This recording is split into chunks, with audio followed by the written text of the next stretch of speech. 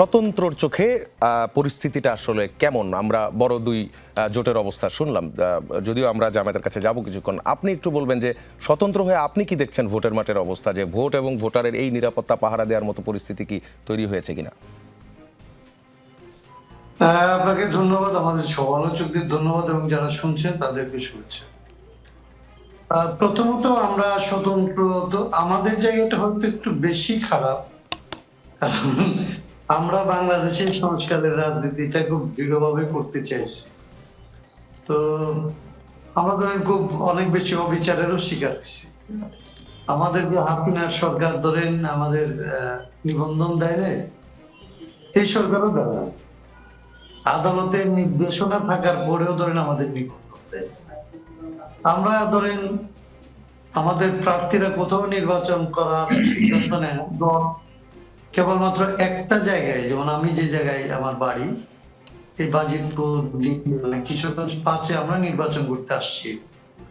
আমরা প্রথমে যেটা দেখছি যে মাঠ পর্যায়ের যারা আসলে নির্বাচনী দায়িত্বে আছে, তারা মানে বৃহৎ দলগুলিকে সন্তুষ্ট করার জন্য প্রথমেই আসলে আমরা যারা স্বতন্ত্র প্রার্থী তাদেরকে মাঠ থেকে বের করে দেয়। আপিলে গিয়ে যদিও আমরা আসলে আমাদের আপিল এলাও হয়েছে, কিন্তু আমরা এটা দেখছি যে প্রশাসনের দিক থেকে আমাদেরকে মানে কোনোভাবেই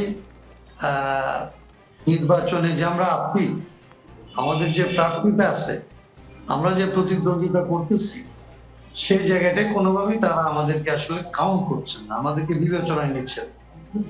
বিবেচনায় নিচ্ছেন একদিক থেকে যেখানে আমাদের সংগঠন আছে, আমাদের সংগঠকরা যেখানে যেখানে একটু মানে একটু বেশি সক্রিয়, সেই সমস্ত জায়গায় পুলিশ এবং কোথাও কোথাও আসলে আর্মি গিয়ে সেই সংগঠকদের বাড়ি ঘরে তছনছ করতেছে এবং অভিযোগ হচ্ছে খুবই হাস্যকর ধরনের, যে আমাদের সংগঠনের একজনের সম্পর্কে বলা হয়েছে যে ওনার সাথে একজন ওয়ারেন্ট ভুক্ত আসামিকে দেখা গেছে, আমি সেই জন্য তার বাড়ি থেকে মধ্যরাতে তার ঘর তছনছ করা।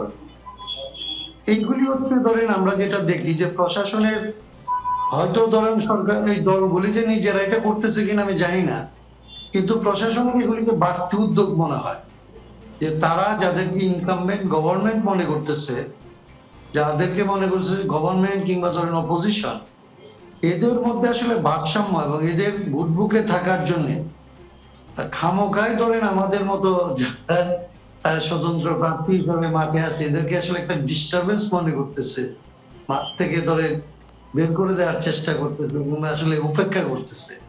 যেখানে আমাদের আসলে প্রোটেকশন পাওয়ার কথা, সেখানে তো প্রোটেকশন দিচ্ছে না। যেখানে আসলে এত নির্যাতন করার কোনো কারণ নেই, সেখানে হয়তো তারা খুব উদ্যোগী হয়ে নির্যাতন করতে না। আরেকটা যেটা হচ্ছে যে ধরেন এইটা আমাদের ব্যাপারে সরাসরি যে সমস্ত স্বীকার করছি। আরেকটা হচ্ছে যে বড় রাজনৈতিক দলগুলি নিজেদের মধ্যে অনেক জায়গায়, আমার এলাকায় ধরেন বিএনপির একজন প্রার্থী আছে, আবার বিদ্রোহী প্রার্থী আছে, তাদের নেতা নেত্রীদের মধ্যে প্রায়শই বিভিন্ন অঞ্চলে দ্বন্দ্ব, কোথাও কোথাও মারামারির পরিবেশ হচ্ছে, কোথাও কোথাও একটু মারামারি হচ্ছে, কোথাও কোথাও এদিকে কালকে একদিকে ছিল আজকে আরেকদিকে চলে যাচ্ছে, অবস্থান বদল হচ্ছে। এগুলোর জন্য খুব বিক্ষোভ এবং পরিস্থিতির মধ্যে এক ধরনের উত্তপ্ত একটা পরিবেশ তৈরি হচ্ছে, যেটা আসলে আমাদের মতো দলের, প্রথমত আমরা ধরেন তো যারা আমরা এখানে দলীয় পরিচয় রাজনীতিটা নির্বাচনটা করছি না, তো আমাদের এই যে সাধারণ ভোটাররা, তাদের মধ্যে একটা আসলে ভীতির সঞ্চার হচ্ছে। তাদের অনেকেই আসলে কেন্দ্রে যাবে কিনা, কেন্দ্রে যাইতে পারবে কিনা, এগুলি নিয়ে এক ধরনের সংশয় দেখা দিচ্ছে।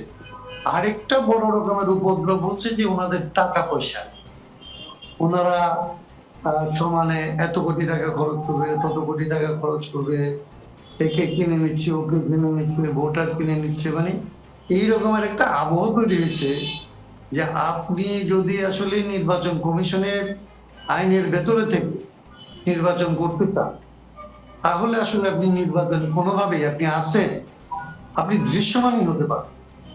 তারা ধরেন আপনাকে নির্বাচনী আইন কানুনের মধ্যে, আপনারা জানেন প্রচার প্রপাগান্ডার মধ্যে কি ধরনের রেস্ট্রিকশন আছে। বড় দল যখন ধরে স্পিকার মারতেছে, বড় দল যখন আসলে প্যানাফ্লেক্স ব্যবহার করে আসলে ব্যানার বানাইতেছে, কোথাও কোথাও পোস্টার মারতেছে, তখন ওইগুলি তারা দেখতে পাচ্ছেন। কিন্তু আমাদের যদি ধরেন পান থেকে চুন কষে, তাইলে ধরেন একটা হুঁশিয়ারি, সতর্কতা, এরকম একটা জি, অ্যাডভোকেট হাসনাত কাইয়ুম, আপনি 3টি পয়েন্টে বেশ বিস্তারিত বলেছেন।